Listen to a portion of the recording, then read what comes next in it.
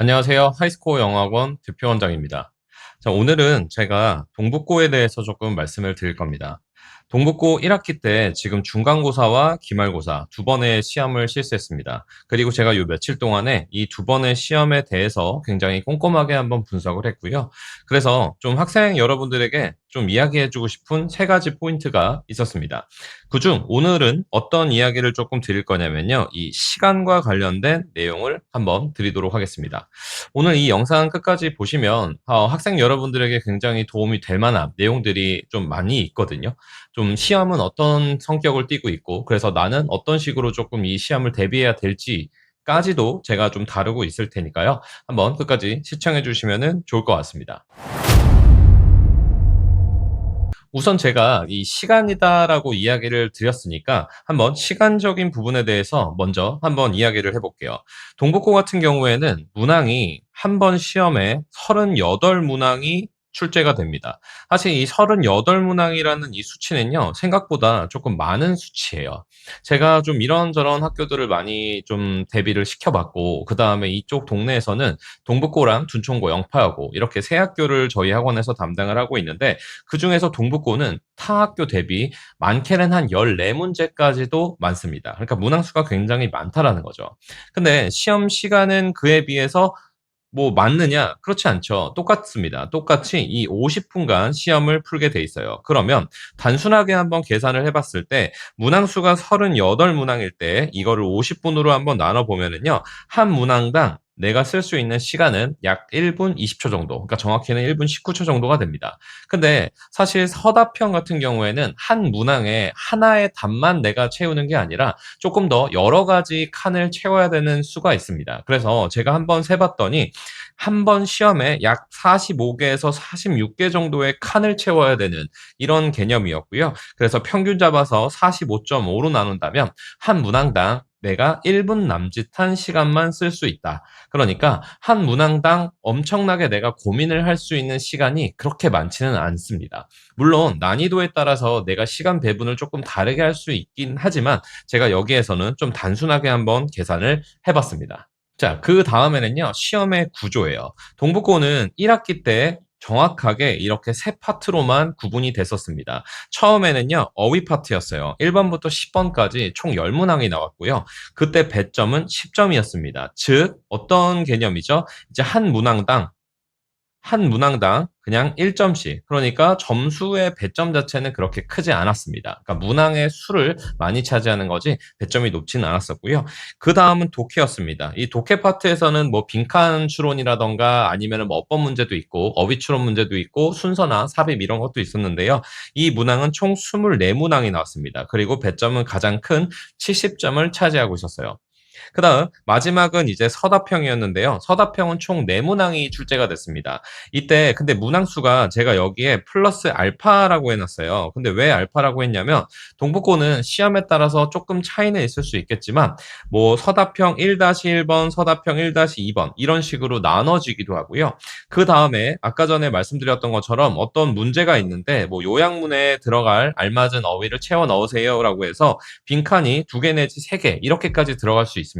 그래서 저는 알파라고 해놨고요. 근데 배점은 20점이었습니다. 그러니 서답형의 배점이 그렇게 크지는 않았다라고 해석을 할 수가 있을 것 같습니다. 자, 그래서 지금부터가 제가 좀 본격적으로 하고 싶은 이야기예요. 내가 그냥 단순하게, 이 문제 구성이 이런 식으로 되는구나. 그러면 나는, 어휘에 한 5분 정도 써야지. 독해에는, 그래도 70점이니까 35분. 서답형은 좀 어려우니까 나는 10분을 써야지. 그렇게 해서 나는 문항당 이 정도의 시간을 써야지. 라고 생각을 한다면, 그게 제대로 되지 않을 가능성이 우선은 더 높습니다. 그리고 단순하게 시간만 사실 놓고 볼 수도 없어요. 그리고 여기에는 실질적으로 어떤 게 빠졌냐면은요. 이 검토라는 거는 아예 빠졌어요. 검토를 안 한다? 그거는 그렇게 좋지는 않죠. 그래서 이제 검토라는 과정은 이제 시험에서 좀 실수를 줄이기 위해서 꼭 필요한 과정인데 검토를 1분만 할 수는 없잖아요. 그러면 검토를 최소한 한 3분에서 한 5분 정도는 해야 된다라는 이야기인데 이 시간이 여기에선 빠져 있으니까 한 문항당 내가 투자할 수 있는 시간은 더 적어질 수밖에 없는 거죠. 그래서 제가 이야기하고 싶은 거는요. 이 선택과 집중이라는 겁니다. 조금 위험한 발언일 수도 있는데 저는 점수대에 따라서 어떤 식으로 조금 이 영어 시험을 접근해야 되나가 좀 달라질 수 있다라고 봐요.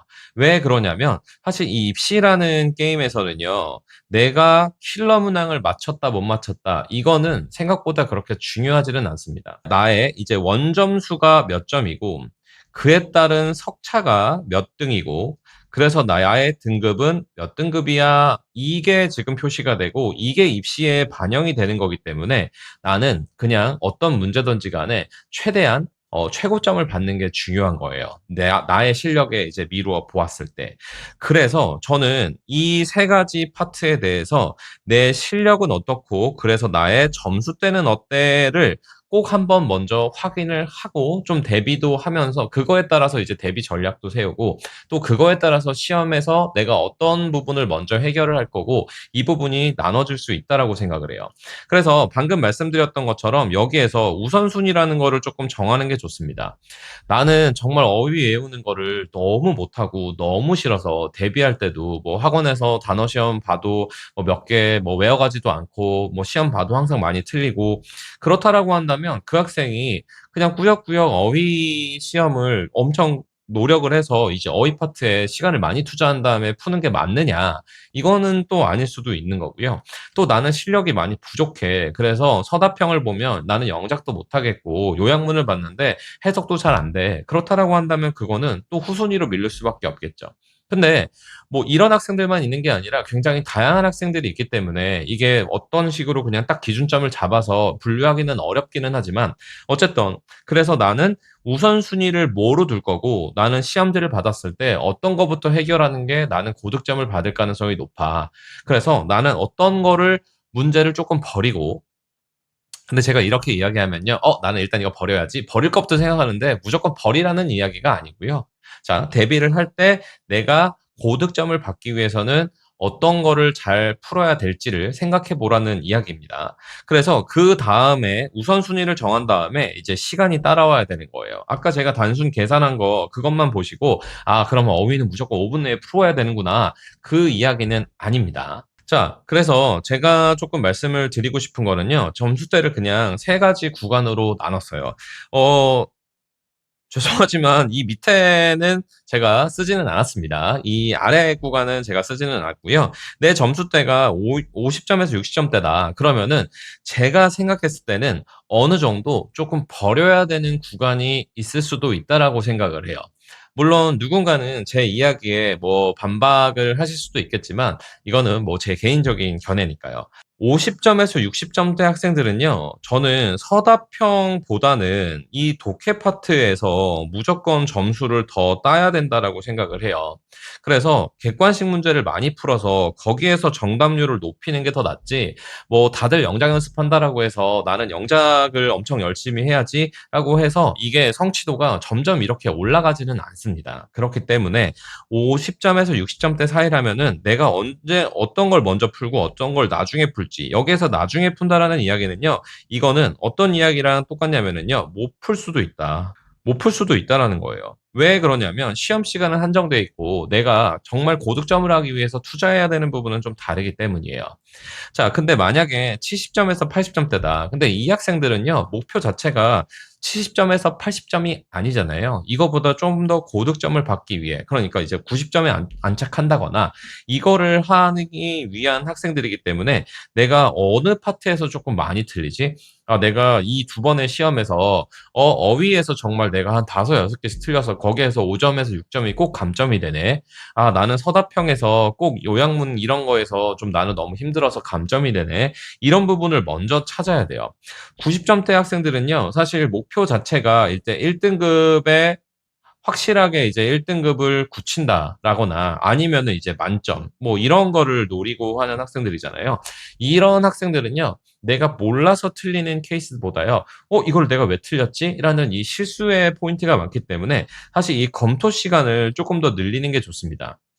이 검토에 대해서는 또 제가 검토하는 방식이라거나 이런 거에 대해서는 제 나름의 이제 가지고 있는 이제 의견은 있는데 뭐 그런 이야기까지 하기에는 시간이 너무 길어지니까 어쨌든 이 학생들은 검토를 많이 해서 그래서 실수를 줄여서 내가 이상한 곳에서 감점되지 않게 좀 주의를 해주시면 좋을 것 같습니다.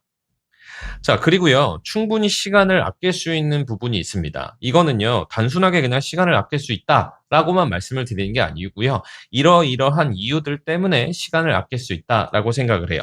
일단 첫 번째는요, 1학기 중간고사와 기말고사 이 두 번의 시험은요, 생각보다 이 변형도가 적었습니다. 변형도가 적었다라는 이야기는 어떻게도 해석이 될 수 있냐면요. 암기 비중이 높았다라고도 이야기를 할 수가 있어요. 또 그렇다라는 것은요. 시험지를 딱 받았을 때 크게 달라진 점이 없으니 좀 즉각적으로 내가 답을 고를 수 있다라는 말과도 동일합니다. 그러니까 정답을 고르는 시간 자체가 이제 적을 수 있다라는 이야기예요. 자, 그래서요, 요 세 가지 유형을 조금 가지고 와봤는데요. 문장 삽입 같은 경우에는 원문 문장이 있어요. 그럼 그 중에서 이제 한 문장을 그냥 뺀 거예요. 그래서 그거를 보기로 주고, 이게 들어갈 적절한 곳은 어디입니까? 라고 물어보는 거예요. 그래서 이거는요, 내신 공부라는 거는 수능 공부와는 다르게 내가 한번 공부를 했던 지문이 그대로 나오는 거기 때문에 생각보다 내가 영어를 잘 하든 못하든 이런 부분에서는 감점을 안 당할 수도 있고요. 시간도 많이 아낄 수 있습니다. 똑같은 이유로요. 글의 순서 문제도 그렇습니다. 원문을 그냥 순서대로 잘라요. 1번 문장 하나만 남겨놓고 뭐 2, 3, 4, 5, 6, 7번 문장을 조금 뭐 그냥 순서만 뒤죽박죽 하는 거기 때문에 이것 또한 사실상 기억의 문제입니다. 그리고요. 내용 일치, 불일치 문제는요. 이것도 원문 그대로 나와요. 그리고 이거의 특성은요. 지문의 순서대로 보기의 순서가 좀 이 순서가 그대로 따라가고 있다라는 거. 그래서 이 지문이 무슨 내용이었는지만 잘 기억을 한다면 이 보기만 해석하면 되는 게임으로 바뀌는 거고요. 그리고 내용 일치, 불일치의 특성상 보기 자체가 엄청 난해하거나 어렵게 나오는 케이스는 없기 때문에 이것도 충분히 금방 확인을 해서 풀 수 있는 부분이 있다라고 생각을 합니다. 자, 그리고요, 이 배점이랑 푸는 시간 자체가 좀 비례할까? 예를 들어서 배점이 어떤 문제가 5점이라고 치면 이거에 걸리는 시간은 5분 이상이 걸려야 되는 걸까?는 아닙니다. 왜 그러냐면은요. 자, 여기에서는 좀 설명이 조금은 길어질 수도 있는데요. 아까 전에 이제 어휘 문제가요. 1번부터 10번까지 순서대로 나온다라고 말씀을 드렸어요. 그리고 이 어휘 문제는요. 1번부터 10번까지가 다 똑같은 유형의 어휘 문제만 나오는 건 아니고요. 여기에서도 구간마다 뭐 1번부터 4번까지는 뭐 5번, 6번은 뭐 7번, 8번은 뭐 9번, 10번은 뭐 이런 식으로 조금 나눠져 있는 편이기는 한데요. 이 중에서 이 5번, 6번 같은 경우에는 이제 어떤 단어를 주고 그거에 대한 영영풀이를 보기에 넣어놔요. 그러면 그 영영풀이를 해석을 해서 문제를 풀어야 되는 거죠. 그러니까 쉽게 이야기해서 이 문항들은요. 사실 어휘 문제의 탈을 쓴 독해 문제와 또 독해 문제다라고 봐도 저는 무방하다라고 생각을 합니다. 이거는 실력에 따라서 잘하는 학생들이라고 해서 이거를 안 읽고 풀 수가 없거든요. 근데 내가 실력이 좀 부족해서 더 많이 공부를 해야 되는 친구들은 더 오래 걸릴 거예요. 그래서 제가 아까 말씀드린 그 우선순위를 할 때 어휘 1, 2, 3, 4번은 나도 무조건 해야겠다. 근데 5, 6번은 좀 뒤로 미룰 수도 있겠다. 혹은 5, 6번은 건너뛰고 그냥 바로 뭐 7, 8번으로 넘어가도 된다. 저는 이렇게 생각을 하기도 하는 편입니다. 그래서 이런 문제들은 오래 걸려요. 그리고 어법 같은 경우에는 사실 남학생들이라면 어법이 저는 괜찮아요, 쉬워요 라고 하는 학생들은 사실 그렇게 많이 없습니다. 그리고요, 배점도 조금 있는 편이에요. 시간도 조금 오래 걸리는 편이기도 하고요. 그래서 보기도 좀 다 따져봐야 돼요. 물론 운 좋게 내가 처음 본 보기가 내가 본문에서 공부했던 거랑 좀 다르네라고 해서 답이 바로 골라질 수 있긴 한데 그건 어디까지는 이제 운의 영역이니까요. 그래서 이런 유형들은 좀 시간이 오래 걸릴 수도 있고요. 아까 말씀드렸던 문장 삽입이나 글의 순서 이거는 금방금방 풀 수 있습니다. 그리고 서답형을 제가 여기에 좀 케이스 바이 케이스라고 넣어 놓기는 했는데요. 생각 외로 난이도가 높지 않은 문제들이 있어요. 제가 이 이야기를 왜 하냐면 사실 서답형 어려워. 그래서 나는 이거 잘 못해. 이거는 그냥 틀릴 각오를 하고 있어. 라고 생각을 하는 학생들도 꽤나 있습니다. 근데 그렇지 않은 것들이 있을 수도 있다라는 거. 그래서 미리 그냥 지레짐작으로 내가 겁을 먹기보다는 생각보다 어휘 문제나 어법 문제보다도 조금 더 도전해 볼 만하는 케이스들이 있다라는 좀 이런 이야기 드리겠습니다. 그리고 이게 조금 여기에서는 뭐 이것도 좀 중요해서 제가 넣어 놨는데요. 같은 유형이 연속됩니다. 이게 어떤 이야기냐면요. 예를 들어서 뭐 한 13번에 빈칸 추론 문제가 나왔습니다. 그리고 14번에 갑자기 어법 문제가 나오고요. 그다음 15번에는 글의 순서 문제가 나왔는데 16번에 다시 빈칸 문제. 이런 식으로 보통은 뭐 이런 식으로 나오는 게 일반적이기는 해요. 근데 지금 동북고에서는요, 마치 모의고사처럼 그 유형별로 그 번호대를 묶어놨습니다. 그래서 중간고사 기준으로는 빈칸 추론이요, 25번부터 28번으로 구성이 됐고, 그 다음 어법 문제가 18번부터 22번, 문장 삽입, 어휘, 추론, 그 다음에 글의 순서도 이런 식으로 그냥 구간에 따라서 다 됐어요. 물론 기말고사 때는요, 이 순서는 조금 뒤바뀌긴 했습니다. 이 10번 때에 있었던 글의 순서가 빈칸 추론 번호대로 바뀌고 이런 차이는 있지만 이 유형이 연속된다라는 점은 사실 동일합니다. 그러면 이게 왜 중요하냐? 여기에서 나는 빈칸 추론 괜찮아, 문장 삽입 괜찮아, 글의 순서 괜찮은데 나 어휘랑 이 어법은 잘 모르겠어. 그러면 그 구간을 그냥 바로 건너뛰어서 내가 어디에 먼저 집중을 할 수 있느냐라는 거죠. 그리고 뭐 엄청 이게 크게 중요하지는 않을 수도 있는데요. 이 빈칸 추론 문제를 풀었다, 어법을 풀었다, 순서를 풀었다. 어쨌든 내가 이 지문들을 보고 사고해야 되는 과정 자체가 달라요. 그러니 이 연속적으로 나왔을 때는 내가 비슷한 사고 방식에 의해서 문제를 풀 수도 있다라고 저는 생각이 들고요. 이 부분에서 나는 어디를 좀 잘하고 어디를 좀 잘 못해. 물론 내가 못하니까 그 부분에 더 투자를 해서 점수대를 올릴 수도 있는데요. 근데 우선 내가 먼저 어떤 거를 맞춰야 될지를 생각을 하는 게 중요하다라는 말씀 드리도록 하겠습니다. 마지막으로 좀 정리를 해보면은요. 사실 제가 지금까지 말씀드린 거는 어디까지나 이론이에요.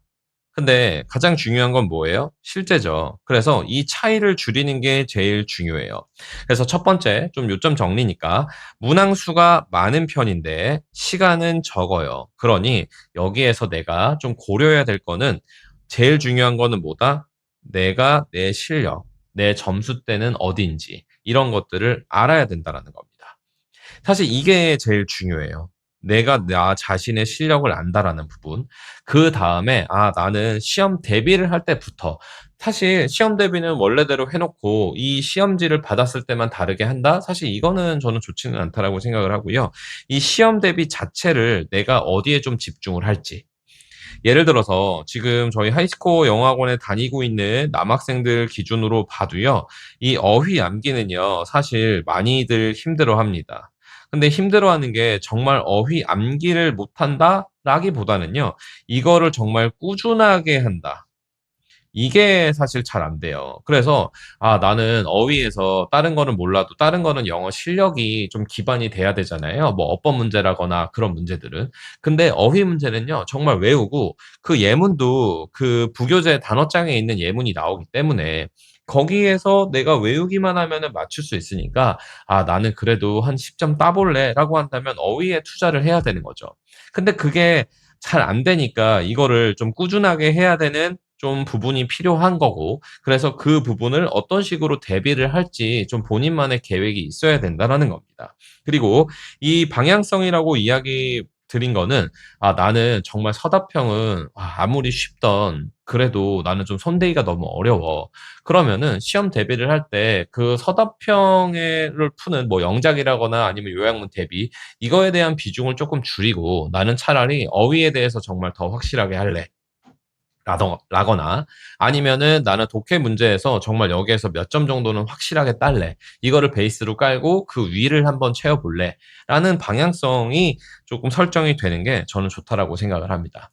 물론 제가 이렇게 말씀을 드려서 야, 너 자신을 알아야 돼. 학생들아 이거는 꼭 해야 돼.'라고 이야기하지만 학생 혼자서는 사실 힘들어요. 그래서 저희 학원에서도 좀 이 부분에 대해서 정말 많이 고민을 하고 학생들마다 뭐 정말 완전히 과외처럼 1대1 까지는 좀 힘들더라도 최대한 좀 학생별로 좀 묶어서 "야 너는 이렇게 하자." 좀 과제를 조정한다거나 약간 그런 식으로 하고 있으니까 좀 이런 부분에 대해서 궁금하신 부분이 있다면 언제든지 하이스코어 영어학원으로 연락 주시면은 좋을 것 같습니다. 그러면 저는 다음 시간에는요. 그 어휘 관련해서 한번 좀 더 좀 자세한 내용 말씀드리도록 하겠습니다. 감사합니다.